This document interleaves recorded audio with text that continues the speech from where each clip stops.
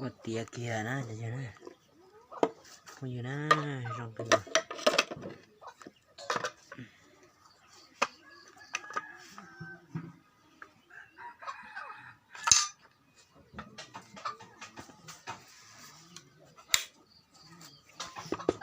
อดเตียเกียในคนในปอดนะเราจะลองก็เกียอยากกายอีอดอมพอซะนะโอเค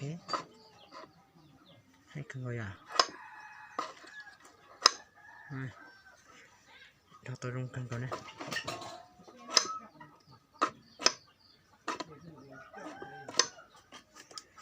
เรากระเกียนะ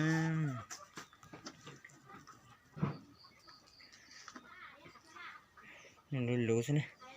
ยังก็กระเกีย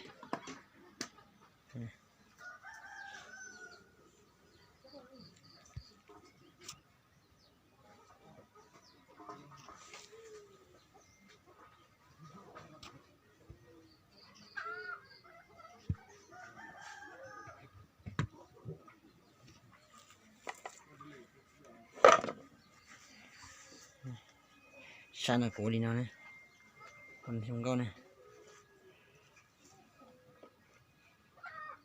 เดี๋ยวชมก็คนก่อนฮะ